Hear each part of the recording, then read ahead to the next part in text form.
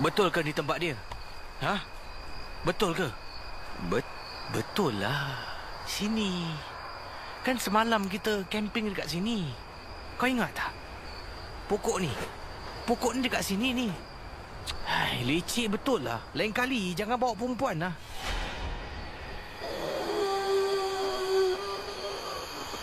Dah. Korang berdua jangan gaduh. Tunjukkan aku. Dekat mana korang set up camping ni? Pak Wan, saya rasa kat depan tu. Ingat macam kat situ lah. Sini. Ya Pak Wan, sini. Hai. Kita pun dah sampai. Dah sampai tempat kau ni. Sekarang kita nak kau keluar. Keluar daripada badan ni. Kembalilah ke tempat asalmu. Apa kau nak? Ha? Korang dua orang dengar. Dengar apa dia nak? Lepas tu korang dua orang yang hantar. Aku dah tak nak masuk lagi.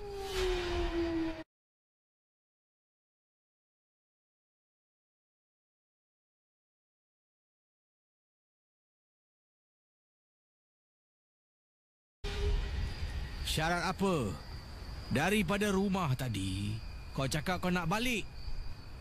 Hantar tempat kau. Ni dah dihantar ni. Apa kau nak lagi? Betul juga, Pak Wan. Apa kau nak lagi? Kita dah hantar kau tau. Kau nak apa ni?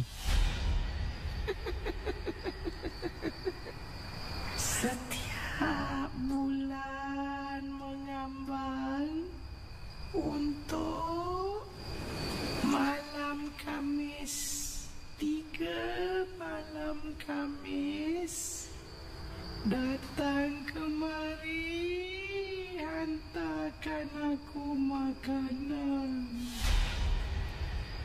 3 malam Khamis bulan mengambang.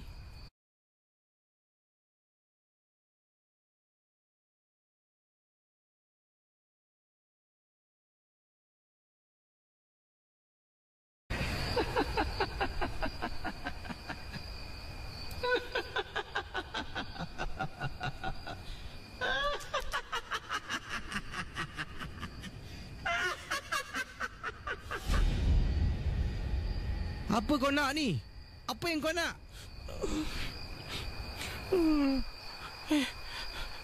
Pak Wan. Nadia. Alhamdulillah dah keluar juga. Pak Wan. Tapi apa yang dia nak, Pak Wan? Dia cakap hantar makan. Makan apa? Dia tak cakap pun. Pak Wan, saya nak makan telur. Telur, Pak Wan. Saya nak 3 biji telur dengan pulut kuning. Aku rasa itu yang dia nak. Ingat korang berdua hari Khamis malam Jumaat ni tengok. Kalau bulan mengambang penuh, datang sini bawa pulut kuning dengan 3 biji telur. Yalah Pak Wan. Terima kasih Pak Wan Terima kasih Pak Wan. Aku tak faham lah. Apa korang buat dekat hutan ni? Camping kat sini? Tepi laut ni? Tak ada tempat lain ke? Tak ada Pak Wan. Kita nak memancing. Tak tahu pula benda ni akan berlaku. Selamat tengah malam kepada para pendengar Misteri Jam 12. Kisah tadi pengalaman yang saya cuba lakonkan. Saya dah diberi jalan cerita. Saya cuba bayangkan situasi. Hisham dan rakannya bersama dengan isteri rakannya pergi memancing. Mereka ni dirikan kemah dekat kawasan Semak Samun berhampiran dengan hutan. Ya, berhampiran dengan hutan. Kenapa mereka dirikan kemah dekat kawasan berhampiran hutan? Kenapa tidak tepi laut? Kawasan Semak Samun dengan tepi laut tak jauh pun.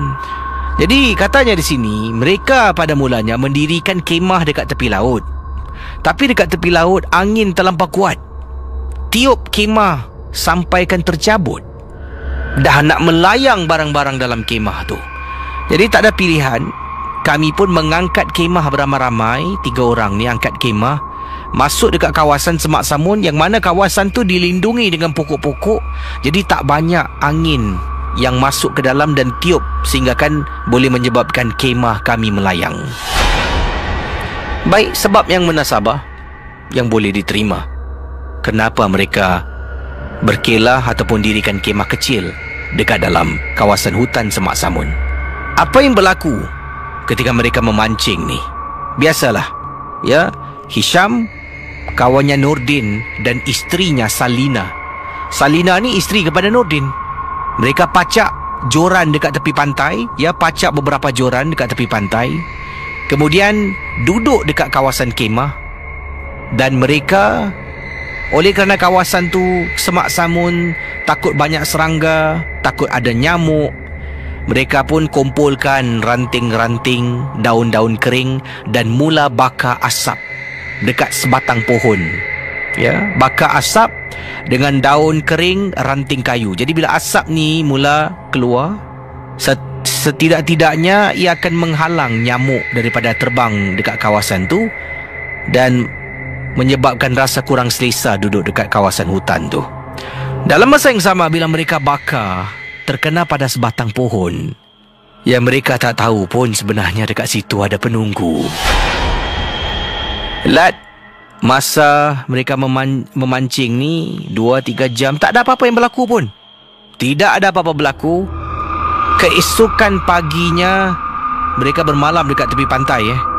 Mereka bungkus barang-barang, ikan ada yang ditangkap, dibawa balik rumah.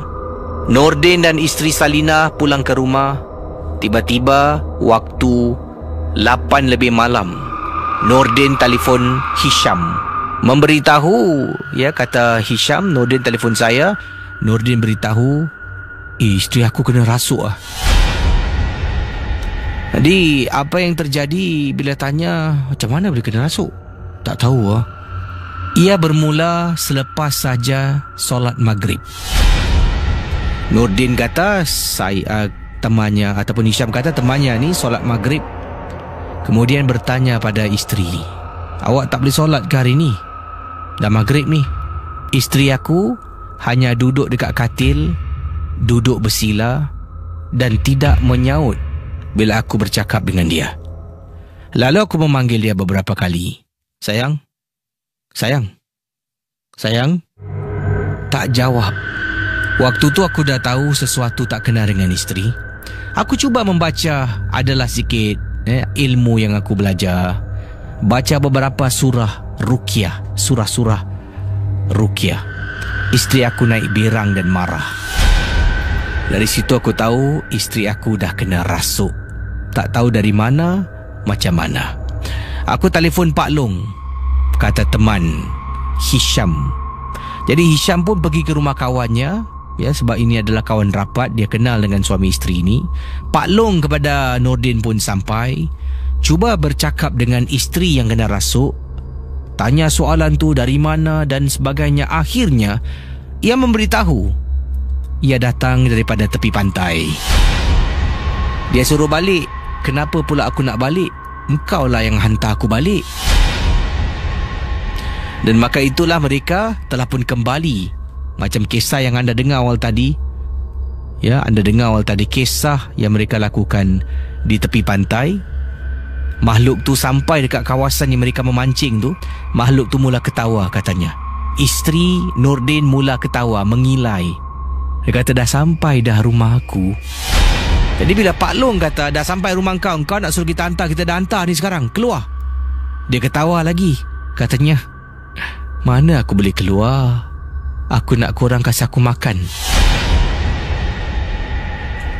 Jadi itu yang dilakukan. Bayangkan, kalau tak buat, tak tahu apa yang terjadi. Tapi kemungkinan isteri Nordin akan kena rasuk. Dia dah keluar, dapat tahu rupa-rupanya anak pulut kuning telur 3 biji ke si. Kena hantar setiap hari Khamis bulan mengambang. Kalau hari Khamis tu jatuh pada bulan yang tak mengambang, tak perlu hantar. Lama ke si. Saya selepas lakukan penghantaran pulut kuning dengan 3 biji telur yang pertama bersama dengan teman saya Nordin kata, Hisham, ya, Hisham berkongsilah pengalaman dia dan kawannya Nordin, 2 orang pergi dekat tempat yang sama, letak pulut kuning dengan telur. Balik tu saya terfikir, berapa lama nak tunggu ni? hari Khamis, malam Jumaat bulan penuh. Kadang-kadang bulan penuh tengok hari Selasa. Tak kena pada waktunya, tak boleh hantar. Dan saya akhirnya berjumpa dengan seorang ustaz untuk mendapatkan pendapat pandangan apa yang kita telah pun lakukan. Ustaz tiba-tiba marah. Kenapa kami turutkan permintaan makhluk jin? Ini menunjukkan yang kita tunduk dan takut kepadanya. Kata ustaz, jangan mudah awak ni mudah terpengaruh, takut dengan permintaan makhluk jin dan awak turut semua. Itu yang jin-jin ni inginkan dari manusia. Manusia ni dilahirkan dekat dunia lebih mulia dari makhluk jin. Kenapa awak nak buat kerja ni semua? Tapi ustaz, kalau kita tak buat, nanti isteri teman saya ni kemungkinan kena ganggu lagi.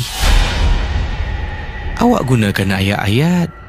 Awak kasih dia warning jangan datang lagi. Kalau awak turutkan apa dia nak, dia akan minta lagi. Dia akan minta lagi. Tidak akan terhenti. Dan awak telah pun menduakan.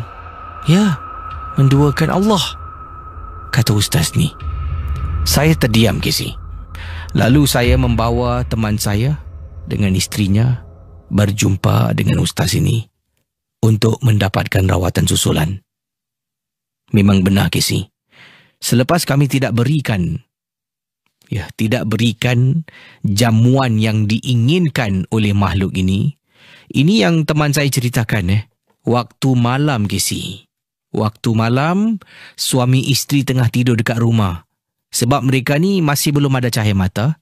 Rumah tu hanya mereka yang tinggal. Malam-malam hari dekat tingkap, isteri nampak ada perempuan rambut panjang tersenyum dekat tingkap. Dan setiap kali bila nampak, isteri akan terpekik. Sesi rawatan memakan masa. Tapi Alhamdulillah setelah beberapa kali pergi, barulah bebas daripada ikatan syaitan. Ya, saudara, siapa di belakang anda? Dan terima kasih kepada rakan-rakan yang sedang mendengar Ria 897 FM. Ya, khususnya teman-teman kita dari seberang tambak. Nanti hari inilah dah masuk 9 Mei kan. Jadi hari ini rakan-rakan dari Malaysia ramai akan keluar mengundi. Jadi selamat menjalankan tanggungjawab anda sebagai rakyat negara Malaysia. Ya, kami ini kan hidup berjiran kan. Jadi selamat keluar mengundi lah. Semoga semua dengan selamat dapat dijalankan dengan selamat. Dan yang pasti jangan pula tak bangun esok malam dengan MJ12, takut lewat pula bangun nanti ya. Dan terima kasih pada Wan S. Atan. Assalamualaikum KC. Rizwan Rosli, pendengar dari Alo serta Kedah. Wan S. Atan, terima kasih pada anda ya. Waalaikumsalam. Firdaus Johari, hello MJ12 from Kelang, Selangor. Daripada Firdaus Johari. Aiman Bustamin bin Rosli, saya KC, setia mendengar MJ12 dari Putrajaya. Tunggu esok ataupun nantilah nak mengundi sambil layan MJ12. Terima kasih pada anda. Yo kawan, Assalamualaikum KC peminat. Waalaikumsalam. Dari Pulau Pinang. Wah, kita ada teman Pulau Pinang, Putrajaya, Selangor, Lostak, Kedah. Yang ini Syamsul Saras Syamsul. Assalamualaikum KC. Waalaikumsalam. Pendengar kita, teman kita ni dari Melaka yang sedang mendengar MJ12. Raja Iskandar dari Hogang. Kalau MJ12 jadi movie confirm best. Siti Balkis binti Daud. Tak sabar nak dengar kisah seram pada malam ini. Terima kasih pada anda Siti Balkis binti Daud yang sudi mendengar Misteri Jam 12. Dan kita kongsi sama kisah-kisah berikut ini. Satu lagi pengalaman yang ringkas dan menakutkan ya pada saya ni. Ini datang daripada Irwan Azli pula tu kawan saya Irwan mana tadi kejap Okey, Irwan Fazli.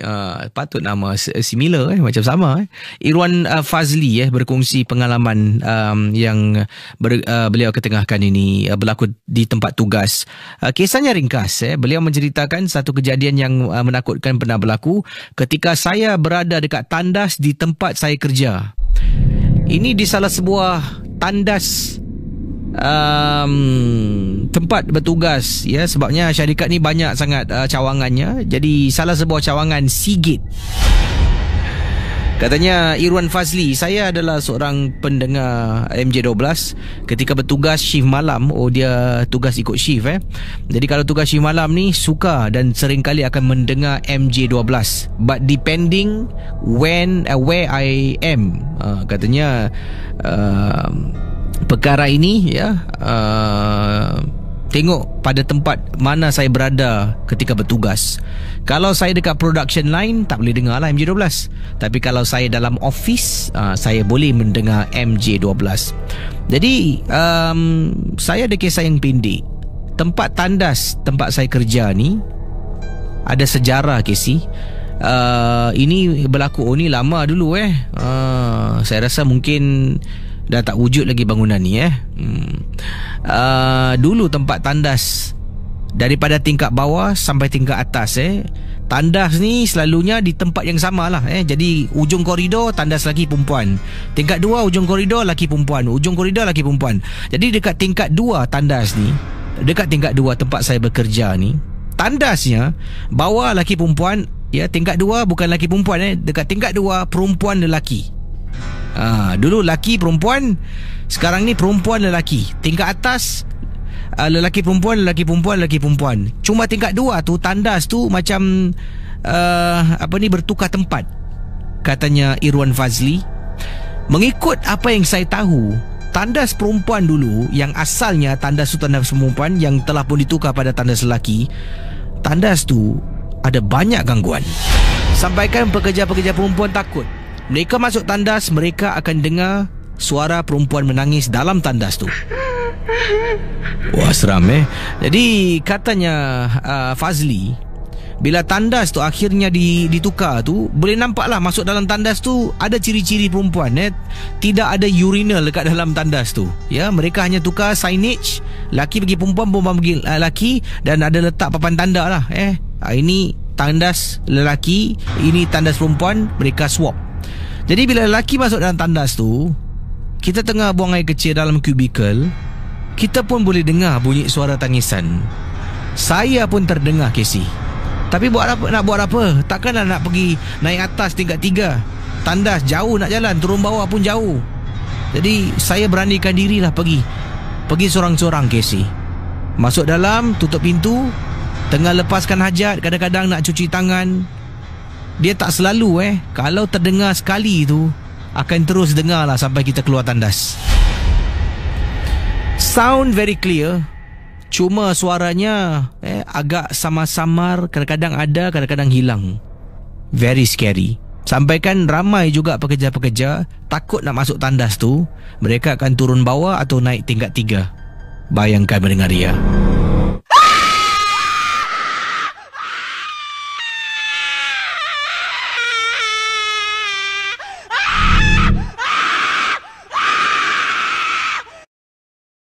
Baik, anda boleh hubungi saya di 669118897. 669118897. Boleh hubungi untuk berkongsi kisah pengalaman. Ini daripada Linda yang menetap di Teluk Belanga. Katanya, Assalamualaikum, Waalaikumsalam. Saya Linda. Saya tinggal dekat Teluk Belanga dari kecil sampailah dah berumah tangga ni. Masih tinggal dekat kawasan Teluk Belanga, yang mana saya dapat membeli sebuah unit rumah berdekatan dengan rumah mak bapak saya yang juga dekat Teluk Belanga.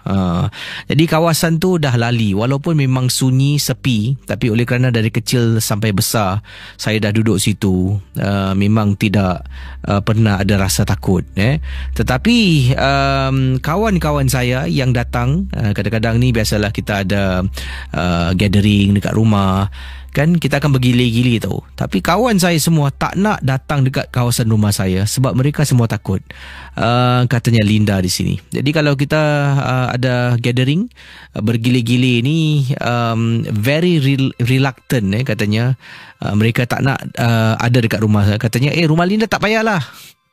Sebab selalunya gathering ni akan kita lakukan pada hari Jumaat, selepas office hour lah. Jadi nanti masing-masing akan beli makan dan kemudian pergi rumah satu kawan ni. Kita akan berkumpul kat rumah tu, kita akan duduk makan, tengok movie kadang-kadang sampailah esok pagi. Our husband all faham, hari Jumaat tu kita akan plan lah.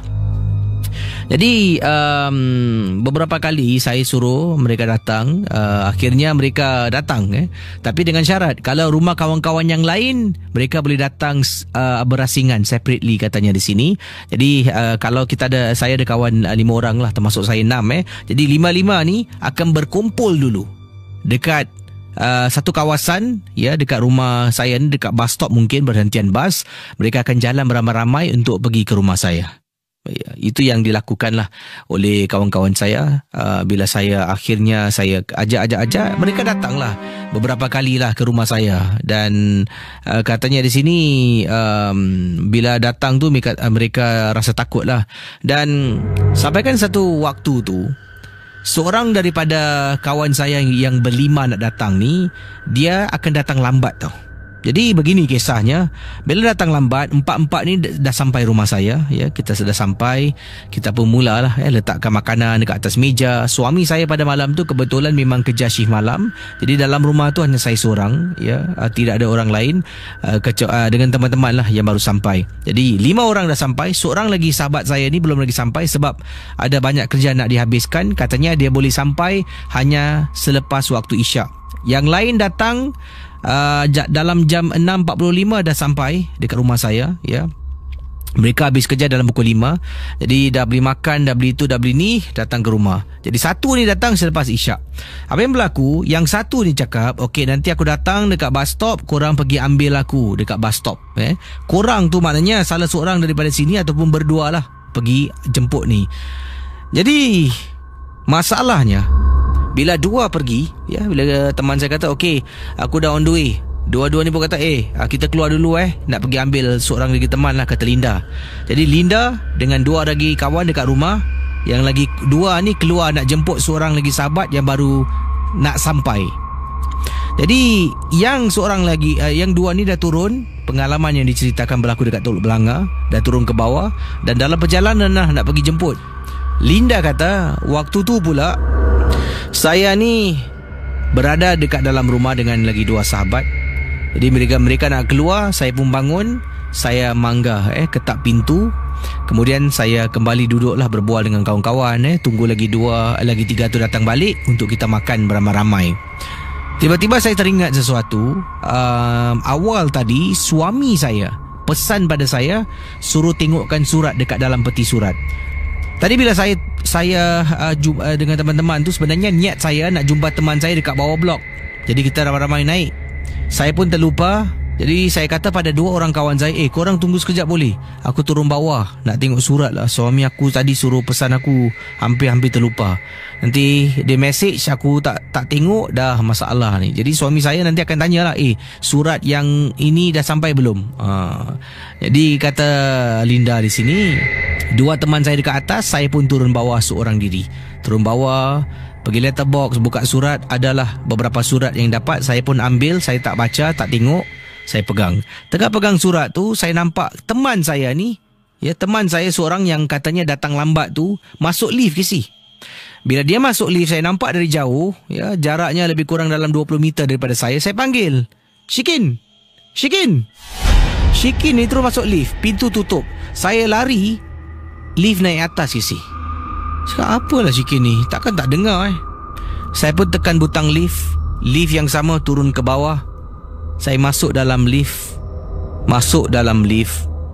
Dan saya baru bau wangi, harum sangat. Wah, Shikin betul-betul wangi hari ni. Saya pun naik atas dengan surat, jalan, ambil kunci, buka pintu, tutup pintu balik. Kemudian saya tanya pada 2 kawan dekat rumah, mana Shikin? Shikin? Assalamualaikum. 3 orang kawan saya dekat luar ketuk pintu beri salam. Waalaikumsalam. Buka pintu, Shikin dekat luar. Kemudian saya tanya, Shikin, tadi kau kat bawah Aku panggil kau tau. Kau masuk lift menonong jalan. Kau gimana?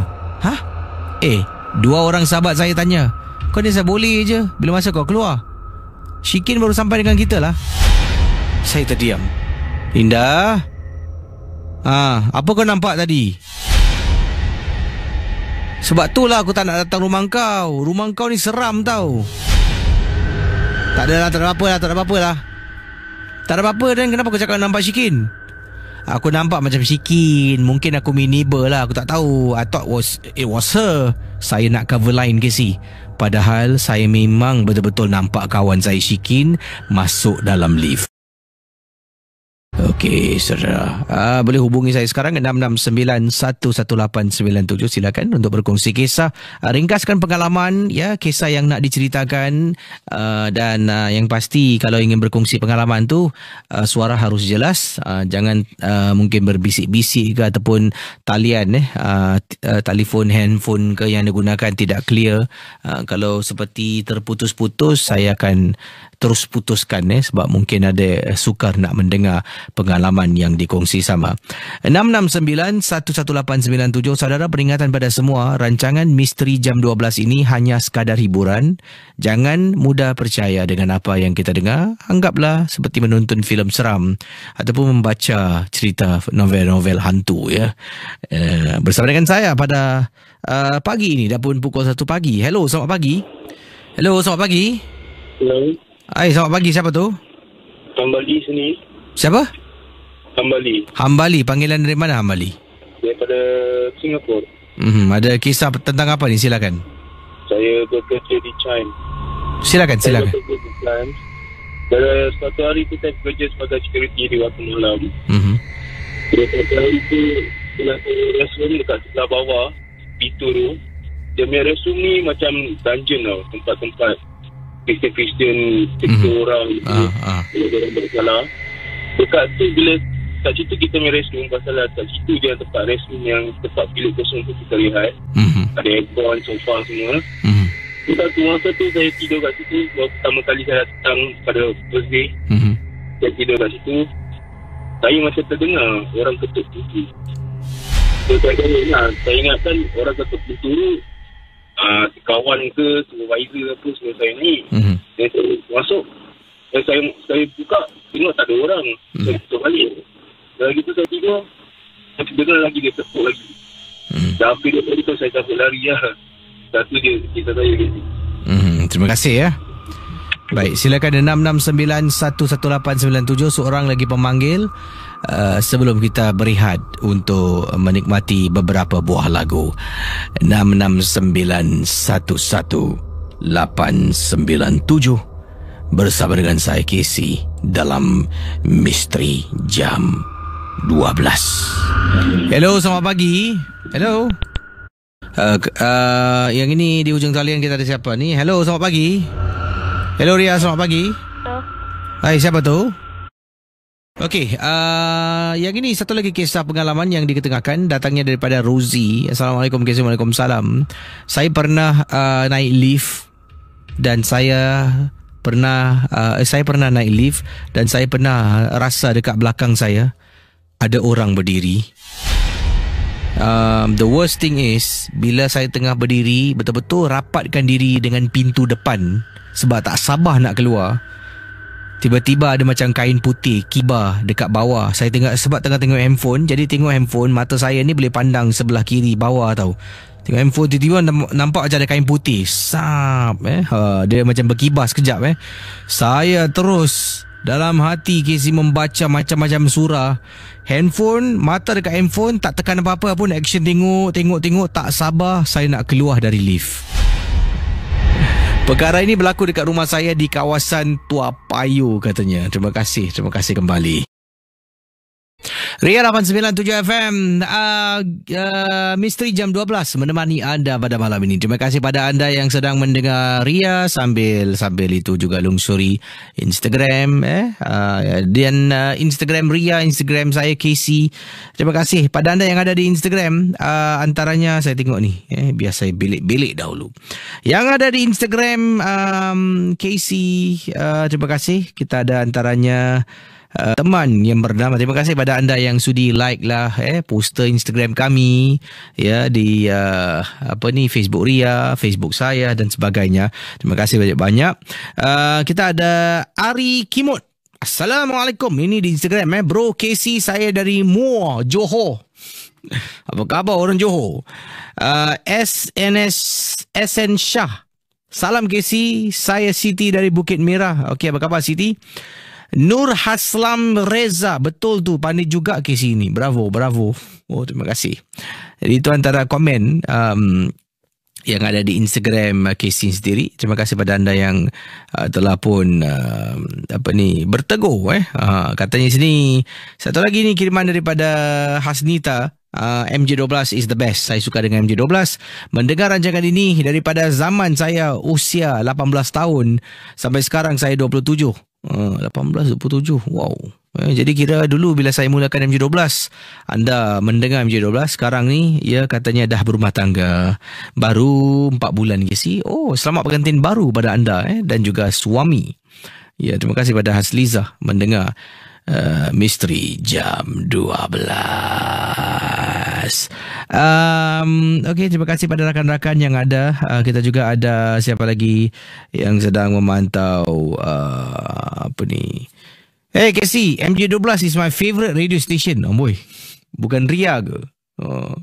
XX tak profit katanya. Eddie Rushaidi, saya Johor Pelentong. Apa khabar orang Pelentong Biar katanya sini, kisah malam biar seram, jangan tak seram Casey. Betul, saya juga ada terima beberapa kiriman katanya MJ12 seram seram-seram, suruh jangan terlampau seram sangat Jadi itulah saya akan cuba balance lah. Saya akan buat seram tapi tak terlampau seram. Tapi tak seram mana pun Zaina Lee, salam Casey dari Bedok North. Terima kasih pada Zaina Lee yang ada di Bedok North. Terima kasih juga yang ada di Facebook. Yang ini daripada Mona. Malam ni kisah best. Tiap malam memang best. Saya suka dengan MJ12 Casey. Kalau boleh hari-hari MJ12. Ini cakap tentang hari-hari MJ12 ni. Bulan Ramadan nanti MJ12 kemungkinan akan direhatkan di bulan Ramadan nanti. Jadi ada juga yang request Casey, tolong MJ12 Ramadan bagus. Saya malam bila dengar MJ12 ni sambil buat kuih Casey. Jadi kita tengoklah macam mana selalunya tu direhatkan. Dan sebenarnya sebelum ni pun ada MJ12 2-3 tahun yang lalu. Kemudian kita tengok kita ni melakukan sesuatu dengan maklum balas yang diberikan oleh para peminat rancangan inilah. Tahun lepas direhatkan, 2 tahun lepas pun direhatkan, 3 tahun lepas, 4 tahun lepas, 5 tahun lepas ada MJ12. Jadi tengoklah maklum balas mana.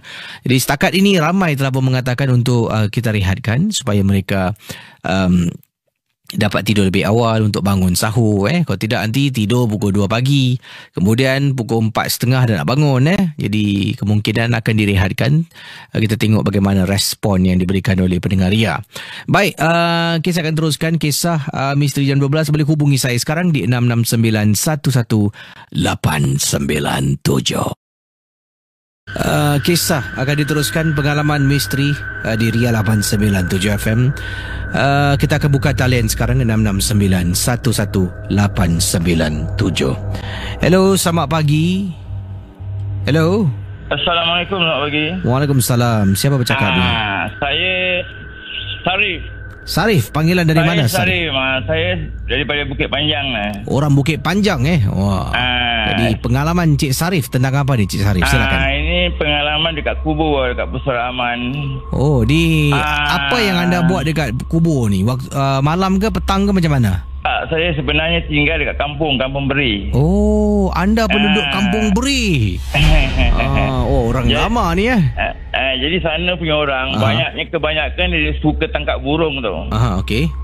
Jadi satu ada tempat ni, satu burung satu tempat ni, dia betul-betul dekat pokok corner kat turun bawah tu kat Jalan Pusara Aman tu.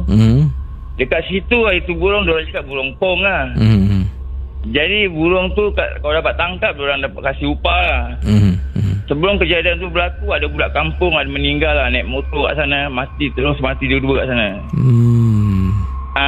Jadi malam tu juga diorang dekat pokok tu ada burung bagus kong lah. Jadi kalau burung kong ni diorang cakap, diorang pakai tanjul malam. Jadi malam tu diorang pergi dengan jalan kaki lah. Daripada Kampung Beri tu diorang jalan kaki. Nak pergi tempat tu lah, corner yang turun bukit tu. Sekali apabila dia pergi sana, gerimis-gerimis, saya bilang, Long, Long tu apa long? Jadi kebetulan budak tu yang meninggal tu, hari tu budak lu lah dua orang tu daripada Bukit Bersalaman tu lari kan. Sekali saya dengan adik ipar saya dengan Long dulu sekejap. Jadi tu budak lari. Memang budak itu juga berbogel. Jadi dia apabila dia lari, terus dia masuk kat pokok tu, duduk kat pokok tu. Jadi apabila itu saya bilang, macam mana dia duduk kat pokok tu tak bergerak kan? Saya pun dah suspek lah. Habis saya bilang Long cakap lagi baik kita balik lah kan. Dia tak jadi tanya lurung lah. Jadi apabila kita balik tu, motor pun dah tak boleh start. Kita jalan kaki tu tembus kubur Cina, kita masuk kubur Cina, masuk kampung, terus balik kat rumah. Jadi sampai rumah tu adik ipar saya kira dah demam. Itulah pengalaman yang saya lalui. Wah, dulu dekat kawasan Kampung Beri ni ada mungkin benda-benda yang sebab dah banyak kisah saya pernah kongsi tentang Kampung Beri banyak. Sebenarnya saya nak cakap pasal persalaman. Diorang cakap ada hantu lah dekat bus stop tu lah, ada perempuan bawa anak. Sebenarnya tak ada lah. Pasal saya tidur kubur, diorang panggil saya Sarik Kubur. Sarik Kubur nama saya tinggal sana. Bertahun. Jadi apabila sana, bila malam, diorang bikin kubur malam. Jadi kubur ada perempuan, ada macam dulu kebanyakan banyak orang Indonesia datang, bawa anak, bawa ini. Jadi diorang bikin kubur malam. Pasal apa? Bila aku bikin kubur malam, kira tak ada orang nampak, tak ada apa. ICA punya orang pun ini kan. Diorang datang pun dapat tahu kan. Jadi diorang kubur tidur malam. Jadi diorang tak ada tempat tidur. Jadi diorang bila jalan tu dengan anak dia pergi dekat kubur Kristian tu kan, rest. Jadi diorang ternampak lah. Teksi selalunya rest kat sana. Dekat depan Masjid Persalaman tu kan. Kat sini diorang rest. Itulah yang ada cakap ada perempuan ada bawa anak itu. Itu pada saya tak ada lah. Pasal saya tidur sana dah bertahun. Cuma saya baru-baru ini je tak tidur sana lagi lah. Itu sajalah Abang Casey. Terima kasih Sama-sama kembali. Assalamualaikum. Waalaikumsalam warahmatullahi wabarakatuh. Itu dia. Silakan 6911897. Kisah ini datang daripada Wati, pendengar kita. Katanya, Assalamualaikum. Waalaikumsalam. Saya Wati dari Damansara. Saya nak berkongsi kisah. Ini berkenaan dengan almari dalam bilik yang bergegar pada satu malam. Perkara ini berlaku pada hari Khamis malam Jumaat. Saya dengan roommate kawan sebilik tengah tidur lah. Jadi ini adalah sebuah apartmen. Apartmen ini ada 3 bilik tidur. Satu bilik tidur ni saya sewa dengan kawan baik saya. Ya, kita bekerja lah. Jadi ini di salah sebuah apartmen di Damansara. Dan 2 lagi bilik ni kosong, belum ada orang sewa. Dan apa yang berlaku ni malam tu bila saya dengan teman saya sedang menonton sebuah cerita seram. Cerita ni adalah cerita seram dalam bahasa Thailand yang kita beli DVD cetak rompak. Beli cetak rompak belilah yang original. Katanya di sini kata Wati. Jadi saya membeli sebuah DVD dan bawa balik DVD itulah dengan kawan saya. Sambil makan malam tu kita menonton lah sekitar jam 10 lebih malam sebab keesokan hari tidak bekerja dan menonton filem, bukan filem, ia lebih pada dokumentari seram ini. Ini berkenaan dengan seorang reporter ni berjumpa dengan beberapa dukun di Thailand tau. Antaranya dukun ni ada satu episod ni dukun di belakang rumahnya, depan rumah nampak cantik. Jadi bila wartawan ni interview lah dekat mana kau lakukan upacara pemujaan, upacara sesi rawatan untuk tolong orang-orang datang, dan dukun ni membawa reporter ni pergi belakang rumah. Jadi saya dengan teman saya tengah makan ni, dia pergi belakang rumah jalan. Bila belakang rumah tu ada satu lagi pintu. Pintu tu dibuka, ada pondok kecil tau. Dan dalam pondok tu di situlah terletaknya barang-barang seperti tempat dia bakar asap kemenyan ke, tak tahulah asap apa ni. Kemudian katanya situ ada berhala-berhala yang diletakkan. Tapi rumah depan cantik, ada lantai lantainya ada tiling lah. Tapi di belakang tu ia hanya berlantaikan tanah. Rumah tu ada bumbung, tapi bawah lantai itu adalah tanah. Tanah yang katanya di sini yang digunakan untuk sebagai lantai tempat dia menjalankan sesi rawatan, sesi sihir dukun ini. Jadi reporter tu berbual dengan dia, tanyalah, oh ini tempat dia merawat orang. Dan yang terperanjat apabila kamera tu pan, dukun ni memberitahu dalam rumah ni sebelah kiri dengan kanan dia tunjuk, tengok ada kubur. Saya dengan teman saya rasa takut lah bila tengok, wah dukun ni real tempat dia lakukan kerja sihir ni kiri dengan kanan ada 2 kubur. Kubur, tak tahu kubur siapa. Bila reporter tanya, dia enggan memberitahu siapa yang ada dekat dalam kubur tu.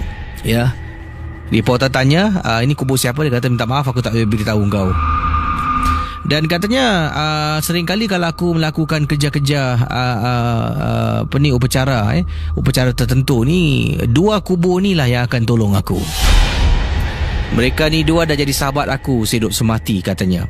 Jadi reporter ni pun duduk, ada satu sesi rawatan yang mana seorang pelanggan ni datang untuk mendapatkan rawatan, yang mana ini berkenaan dengan bekas suami. Mengikut apa yang diceritakan dalam bekas suami dia ni lari dengan perempuan lain. Jadi tujuan dia nak dukun ni lakukan sesuatu kepada bekas suami supaya bekas suaminya tidak boleh macam mana nak cakap ni tidak boleh bersama dengan girlfriend baru. Faham aje lah. Jadi dukun ni dia meminta gambar bekas suami. Dia meminta ada barang-barang yang lain, tak perlulah saya sebutkan. Dan dukun ni mengeluarkan sejenis kayu. Kayu ni berbentuk lelaki. Ini diceritakan. Dan dukun ni mula membaca, kami tak faham dalam bahasa Thai. Dia mula baca, dia ketuk, ada tengkorak dekat depan, tuk tuk tuk tuk tuk tuk tuk tuk tuk tuk tuk tuk tuk tuk tuk tuk tuk. Sambil tu dia baca. Apa yang berlaku ketika dukun ni membaca, saya dengan teman saya terus rasa meremang bulu roma. Teman saya kata, fast forward, seram ah. Saya kata, alamak, aku nak tengok ni, apa nak tengok. Akhirnya kita dua-dua memang tak tahan, penakut. Kita cepatkan sikit video tu, sampaikan yang mana dia melakukan upacara dan berlakulah kunjungan ke rumah dukun yang lain. Jadi dalam DVD itu merupakan satu dokumentari. Reporter ni berjumpa dengan beberapa dukun dekat Thailand untuk tanya kerja-kerja yang mereka lakukan. Yang pertama tu memang seram sangat-sangat. Akhirnya kita tutup DVD tu sebab tak sanggup nak tonton, terlampau menyeramkan. It's real life, dia bukan movie, Casey. So katanya Wati di sini, kita pun dah buang sampah, cuci tangan semua, masuk bilik nak tidur lah. Saya dengan kawan share kongsi satu bilik. Kita dua-dua tinggal satu bilik yang sama dengan katil single bed. Tengah nak tidur, tiba-tiba teman saya dengan saya nampak almari dalam bilik kami bergegar. Bergegar. Teman saya dengan saya pusing. Sampai dia keluar yang mana ditulis sini kata-kata mencarut. Memang pasti saya tak boleh bacalah. Kawan saya dengan saya mencarut, keluar macam-macam perkataan. Sampai kan mencarut dekat almari yang bergegar tu. Nak menunjukkan kita ni tak takut lah kononnya. Bergegar untuk for a good, katanya sini, 15-20 saat, Casey. Tak tahu apa punca, saya dengan teman saya terus meremang bulu roma. Memang takut sangat-sangat. Kita duduk lepas 20 saat, 15-20 saat dia bergegar. Saya dengan teman duduk dekat katil saya lah, sebab katil saya ni lebih jauh daripada almari. Kita duduk dan tenung almari tu, tenung beberapa kali. Dan teman saya dengan saya beranikan diri pergi dekat almari, buka pintu. Sememangnya dekat dalam tu tak ada apa-apa, hanya pakaian-pakaian kami saja. Casey, DVD tu saya rasa adalah punca bila pakar ataupun katanya di sini bila dukun tu membaca mentera ni, kemungkinan ia telah pun memuja sesuatu dalam bahasa Thailand yang kita tak tahu dan menyebabkan sesuatu berlaku dalam bilik almari kami bergegar. Wah, seram juga Itulah kisah yang dikongsi sama. Adakah kalau mungkin Wati sedang mendengar sekarang ini dari Damansara ni, Selepas almari bergegar tu, ada tak gangguan-gangguan lain yang pernah berlaku? Mungkin boleh berkongsi dengan saya di sini, ya, kalau sedang mendengar. 669-11897. Saya nak tahu DVD apa yang Wati tonton. Boleh kongsi tajuk DVD-nya. Saya pun nak nonton DVD tu, tapi bukan dekat rumah lah. Kalau saya tonton tu mungkin tempat kerja mungkin.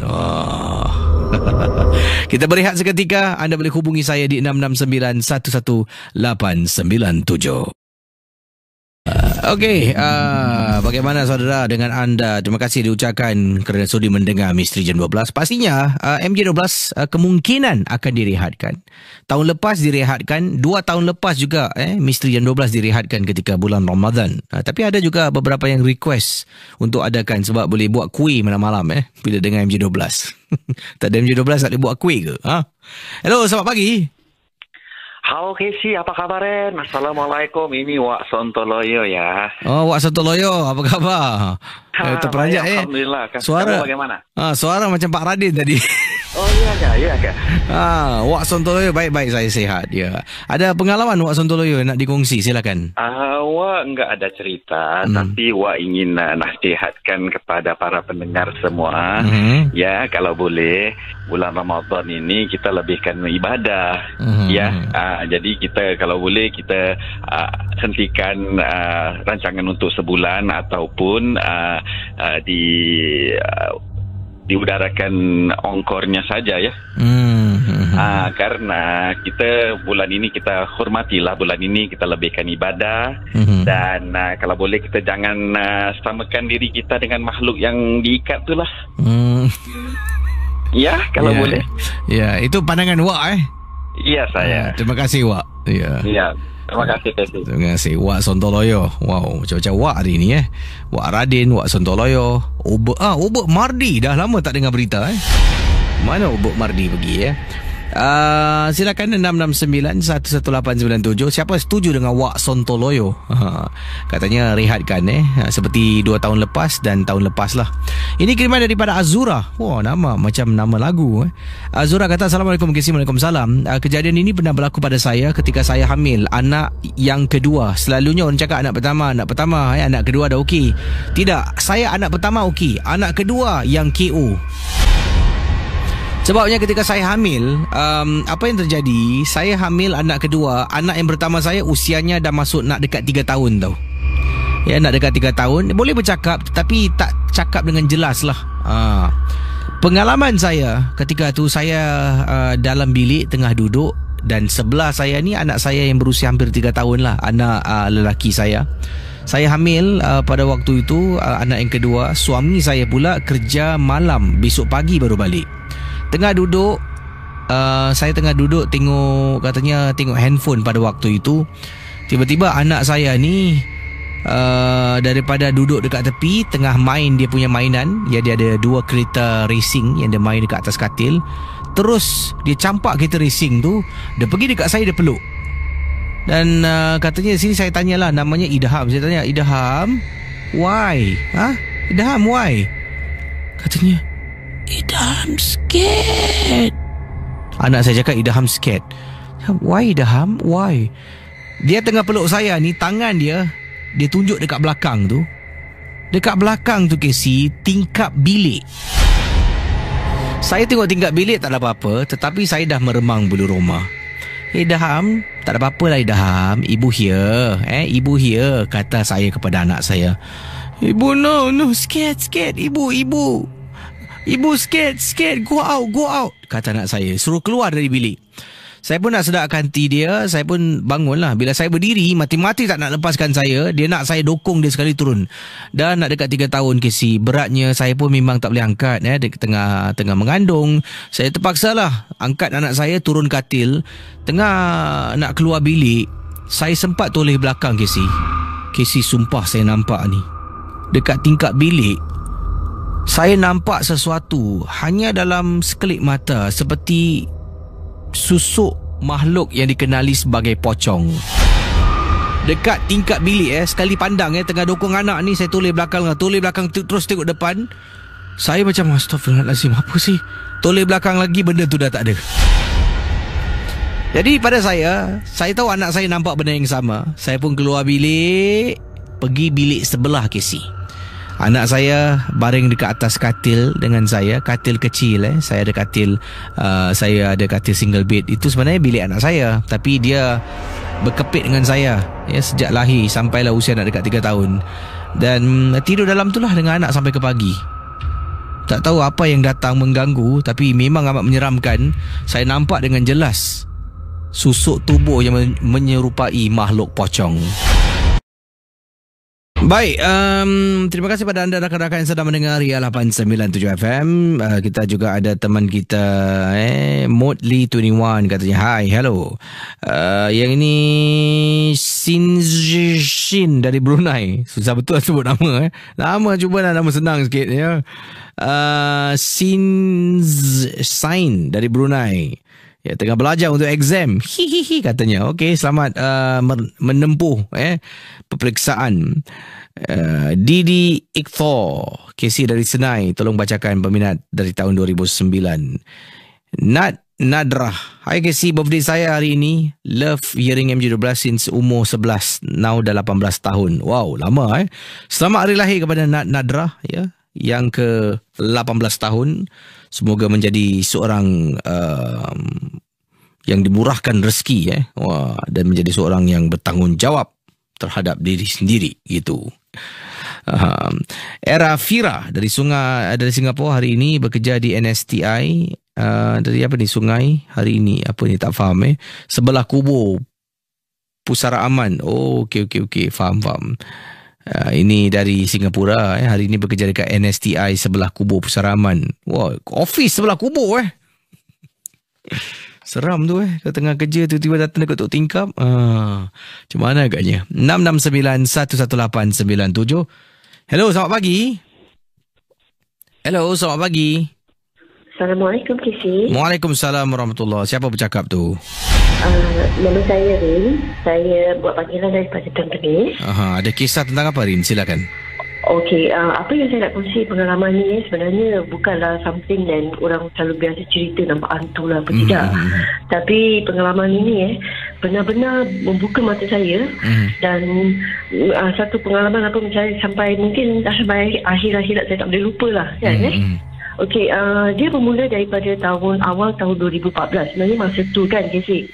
Saya bertugas sebagai seorang tour guide, outbound tour guide. Saya bawa student daripada all levels di overseas trips for educational tour. So, awal pada tahun 2014 tu, saya dan suami sebenarnya kita decide to just random macam pergi short holiday lah kononnya, nak pergi Melaka. Kita memang rancang nak pergi Melaka lah. So, kawan kerja suami saya ni, dia orang India daripada Malaysia Dia beri cadangan pada suami saya tahu. Dia bilang, Zai, lu mau pergi holiday sama isteri lu pergilah Pulau Besar. Sana best. Pulau Besar di Melaka. Saya tak tahu sama ada Casey pernah dengar tentang Pulau Besar ni. Yang ironik ni sebenarnya, saya sebagai tour guide, normally kalau sebelum saya pergi holiday ke apa kan, saya biasa buat survey tau. Saya research. Saya research tempat tu, tempat dia punya hotel, everything lah kan. Jadi tapi tak tahulah pada masa tu agaknya Allah Ta'ala tu macam nak tunjukkan saya kan.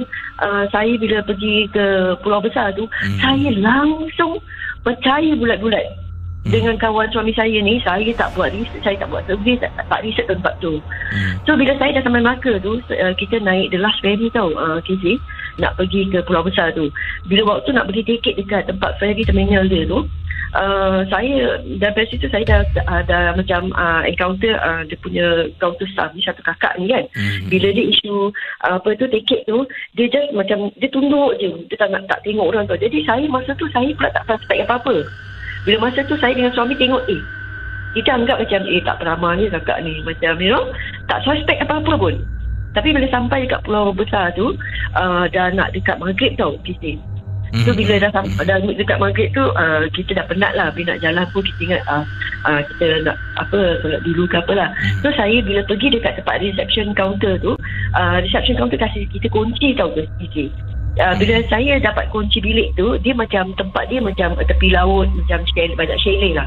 So dia kasi, saya tengok tempat dia macam sunyi tau. Saya pula mungkin this is something good lah. Tempat sunyi, saya memang suka lah tempat sunyi macam itu kan.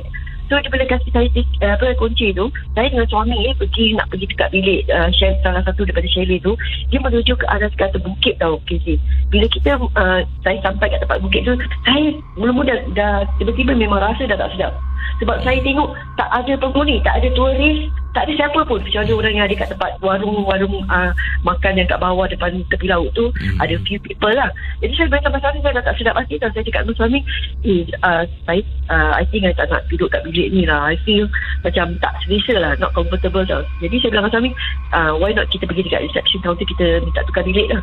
So bila saya pergi balik dekat reception counter dan minta tukar bilik, saya bilang tempat tu terlalu tinggi, habis tak quite isolated. Habis dia kasih saya kunci tempat bilik baru. Bilik baru ni dekat chalet ni kan, Casey, dia betul-betul berdepan dengan laut, tepi laut dan bersebelahan dengan surau. Jadi bersebelahan dengan surau.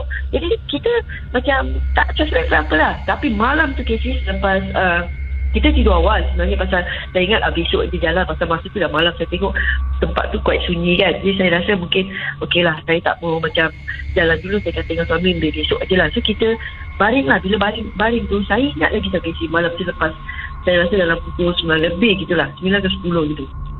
Suami saya dah knock out. Dia dah tidur dulu pasal dia penat kan. So saya masa tu saya macam like sadar tak sadar macam tidur ayam lah. Waktu saya bukan mimpi tau, Kisah Lillahi Ta'ala, saya masih ingat lagi. Saya tiba-tiba saya rasa macam suami saya ni orangnya tinggi besar. Saya rasa ada tapak tangan tu masuk kat bawah, masuk kat dalam baju saya. Separuh daripada dada saya yang kanan ni, dia punya tangan tu, dia seperti dia molest saya tau. Saya dapat rasa tau. Saya tahu tu bukan pasal suami saya bila dia tidur, dia berpaling ke kira sebelah kiri. Saya di sebelah kanan kan, dia berpaling ke kira di other side lah. So definitely tak mungkin tangan dia lah kan. Jadi saya rasa macam, lepas tu saya macam buka mata tu, saya rasa tau tangan dia macam besar gitu, occupied separuh daripada badan saya tu. Yang seramnya tu, Casey, saya tak boleh jerit. Saya tak boleh buka mulut, saya tak boleh jerit. Jadi saya nak kejutkan suami saya ni. Saya goyang-goyang, dia tak bangun. Dia putus-putus macam tidur mati, Casey. Saya goyang-goyang dia tak bangun sampai kan. Casey tahu apa saya buat? Saya gigit dengan tangan dia tu. Saya gigit, dia pun tak sadar. Macam mana tu? Dia tak sadar, Casey. Saya dah menangis. I was sobbing, Saya dah macam ketakutan tau. Jadi tak lama tu bila saya macam gegar-gegar dia, I think dalam few saat gitulah. Saya rasa mungkin dalam less than 10 second gitu, suami saya sedar. Dia dah nampak saya dah merau-rau. Bila dia sedar tu, baru saya boleh keluar suara. Saya dah start menangis. Saya dah macam menangis lah, betul-betul ketakutan tau. Dia suami saya dah, dia peluk saya, kata, kenapa ni sayang? Apa you ni? Habis saya cakap, I told him what happened lah. Bila dia peluk saya tu, dia baca ayat kursi tu tak berhenti tau, Casey. Bila dia baca tu doa tu, kita rasa macam ada seolah orang kat luar tu macam ada somebody macam limpah batu kat tingkap. Bukan itu je, kita rasa kat atas bumbung chalet tu dibuat daripada zinc tau, Casey. Kita suami isteri ni witness pendengaran seperti macam ada orang crawl dekat atas dinding tu, crawl dengan macam scratching, macam somebody macam tengah crawl habis macam scratching gitu. Ya Allah, Casey, saya nak tunggu tengah malam tu sampai ke subuh tu. Saya rasa macam lama sekali. Kita lelaki bini, suami saya dah carry on baca. Bila nak dekat subuh tu baru dah reda tau, tak ada gangguan. Hari tu saya cakap dengan suami saya, dah nangis, mata saya pun dah bengkak. Saya cakap kita balik first ferry pula. Dalam first ferry tu kita terus beredar daripada tempat situ. Saya lanjutkan dah tak ada mood nak jalan lah sebenarnya pasal dah ketakutan kan. Tapi bila suami dah reda, bila dah keluar daripada Pulau Besar tu, saya dah sampai dekat Melaka punya Central tu, saya dah tenang sikit kan. So suami kata, marilah kita jalan pergi ke KL. So kita menuju ke KL, kita jalan ke KL. Tapi bila waktu saya balik ke Singapura tu, Casey, saya buat research tau tentang Pulau Besar ni. Ya Allah, Casey, saya rasa macam langit tu nak runtuh atas kepala saya bila saya discover yang rupanya tempat yang kita pergi tu tempat banyak macam keramat-keramat Islam lah, Hindu, banyak keramat sebenarnya kat situ. Saya tak tahu. Jadi bila saya dah realise tempat ni sebenarnya memang tak sesuai lah. Jadi saya macam tak pernah mengalami, saya biasa duduk rumah kampung saya tak pernah macam nampak benda-benda, bukan saya tak percaya lah, pasal saya tak pernah nampak. Jadi saya susah nak percaya. Tapi bila dah terjadi pada diri sendiri, pengalaman dapat rasa tu, saya dah macam hysterical dan macam takut tau. Pasal saya kadang-kadang fikir orang yang betul-betul cerita, kalau betul apa ni yang betul-betul kata nampak, saya really tak faham macam mana orang boleh tak macam takut. Kalau betul-betul nampak, agaknya mungkin kalau saya lah agaknya kalau saya nampak mungkin saya terus kejung lah. Agaknya meninggal kat situ jam agaknya. Sebab ini tak nampak kan. Ini tak nampak tau Casey. Ini rasa tau, dah macam takut macam gitu. Macam mana tu, ya Allah. Itulah pengalaman saya yang saya tak boleh lupakan sampai sekarang ni. Jadi suami anda tu bila tak bergerak tu dah macam-macam bermain di fikiran lah betul. Bila saya gegar dia tu, saya kejut, saya tolak dia tak sadar sampai tangan dia berbekas gigitan saya tu, saya gigit dia boleh tak sadar tu Casey. Seolah-olah macam saya macam ingat saya rasa macam ajal saya dekat situ kat ni. Saya rasa mungkin ya Allah, ini agaknya ajal aku, saya mati kat situ, saya pun tak tahu. Saya dah betul-betul ketakutan. Tapi Alhamdulillah Casey, saya nak ucap macam otak saya ni dah macam penuh dengan ayat-ayat. Saya nak baca Al-Fatihah, saya nak baca boleh ayat kursi, tapi tak boleh keluar daripada mulut saya, tak boleh bersuara pun. Tapi bila suami saya sedar tu, after few second, less than 10 second, I think lah, saya tak ingat lah bila dia sadar tu, dia macam pun terkejut, kenapa ni? Saya keluar tu, saya dah berau-rau, saya balik, saya dah tolong balik, saya nak balik. Dekat negeri orang, tiba-tiba suami tak sedar macam tu, siapa yang tak takut kan? Lagipun kat dalam chalet tu, cuma kita berdua je tau Casey. Saya tak nampak pun tulis-tulis lain. Tapi bila balik tu, saya buat research sampai anak saya cakap, ya Allah Ma, you so apa macam sebelum holiday selalu you buat research, kenapa you don't find out about this place first sebelum you pergi? Jadi secara yang saya macam heran tau, saya tak find out. Jadi kesimpulannya tempat tu sebenarnya apa yang dimaksudkan ni? Tempat tu sebenarnya memang banyak keramat Casey. Tempat tu banyak tempat tu very bila saya, kalau you Google about this pulau besar ni, dia ada sejarah banyak diorang macam tuntut ilmu hitam, and then they pasal banyak keramat, ada keramat Hindu lah, keramat Islam lah, keramat Cina, tak tahulah. Jadi banyak saya tengok. Yang saya heran tu bila sebelum saya check in tu, kita adalah duduk kat kedai kopi, apa ni, warungnya itu kan, saya tengok apa sih macam orang-orang kat sini, tak semualah yang duduk owner kopi tu, warung tu tak macam normal lah, tapi ada few the people saya tengok macam pelik tau. Ada orang Melayu pakai songket, dia pakai one suit songket kalau kuning siap dengan tanjak dengan keris, dia berbual seorang-seorang. Jadi saya ingat, kenapa ni abang ni saya tak ingat, saya tak ada fikir lain. Saya ingat mungkin dia memang tak betul. Tapi rupanya memang tak tahulah Casey.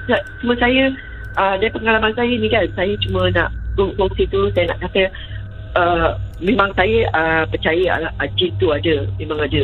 Tapi kalau orang tak betul-betul tak sebenar-benarnya mengalaminya, mereka tak akan tahu tau. Sebab bila saya dengar bila orang cerita nampak hantu, nampak pocong, maaf bukan saya nak be judgemental tau. Saya susah nak percaya pasal benda-benda macam gini kadang boleh can be orang punya hayalan ke atau rekaan. Wallah alam bisawab Tapi kalau mereka berada di tempat saya, mengalami pengalaman yang saya alami, cuma dalam rasa tu kena macam moles dengan tangan jin ke, tak tahulah saya. Dah macam rasa macam nak hilang nyawa tau. Apa lagi kalau nampak. Agaknya kalau nampak saya, mungkin saya boleh confirm agak saya meninggal kat situ juga. Jadi terima kasih dengan kisah yang dikongsi sama Terima kasih. Terima kasih. Assalamualaikum. Waalaikumsalam. Saudara, nampaknya saya harus undurkan diri. Dan kepada yang telah mengambil bahagian dalam kuis awal tadi, untuk menang tiket Mata Batin, akan saya hubungi anda melalui Facebook, private message Facebook Ria. Jadi terus bersama dengan Ria 897 FM. Selamat pagi dan bye-bye. Jumpa anda esok ataupun sebentar nanti dalam Geng.